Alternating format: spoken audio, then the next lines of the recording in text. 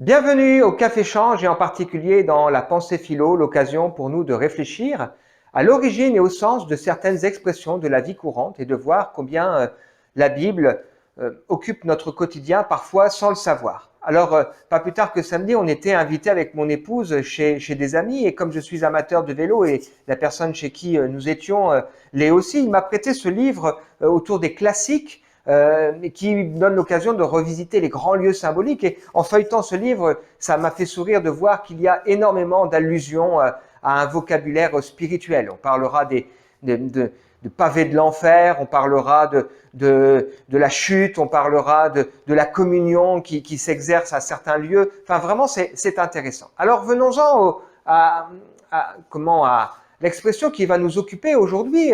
J'aimerais nous faire réfléchir autour de cette expression, le Saint des Saints. Vous savez, on emploie cette expression pour parler soit d'un endroit, soit d'un groupe de personnes où on dira on a accès à tel endroit, au Saint des Saints, ou on fait partie de tel groupe des personnes, on fait partie du Saint des Saints, ou alors on n'en fait pas partie. Un endroit qui est réservé à une élite où seuls quelques initiés ont le droit d'aller et de pouvoir se rendre, ou alors un groupe de personnes qui sont des gens qui vont décider un cercle rapproché autour peut-être d'un patron ou autour d'un leader qui vont avoir un échange privilégié. Ils font partie de la garde rapprochée du Saint des Saints. Alors, d'où vient cette expression, le Saint des Saints? Eh bien, évidemment, cette expression qui a une connotation religieuse nous plonge dans la Bible et en particulier avec Moïse, notamment lorsque Moïse, après avoir reçu les 10 commandements, va recevoir de la part de Dieu toute une série de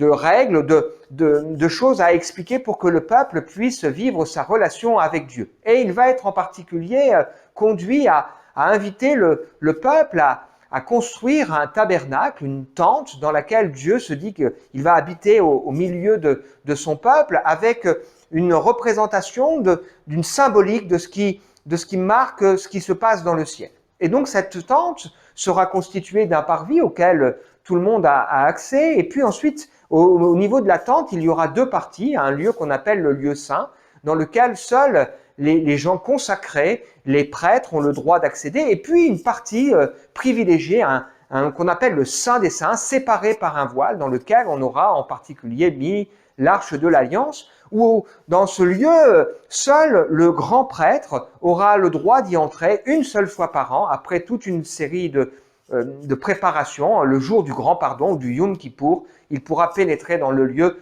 très saint. Cette tente, ce tabernacle, sera par la suite remplacé par le temple à l'époque de Salomon et qui sera détruit puis reconstruit plusieurs fois.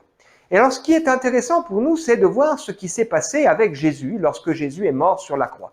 Au moment où Jésus va mourir sur la croix, la Bible nous explique que le voile du temple qui sépare le lieu saint du lieu très saint va se déchirer par le milieu depuis le haut jusqu'en bas, montrant que à travers l'œuvre de Jésus, le sacrifice de Jésus, il est désormais possible pour l'homme d'avoir accès à la présence de Dieu dans le lieu très saint. Et c'est ce privilège que la Bible nous montre qu'aujourd'hui, à travers Jésus-Christ, ce Dieu qui est inaccessible à l'être humain, qui est saint, qui habite comme une lumière qu'on ne pourrait pas voir, se rend accessible, se rend possible d'accès à travers l'œuvre parfaite de Jésus-Christ. Et les croyants sont invités à s'approcher du lieu très saint, s'approcher de la présence de Dieu. Voilà, c'était la pensée philo autour de ces expressions qui font partie de notre quotidien. À très bientôt!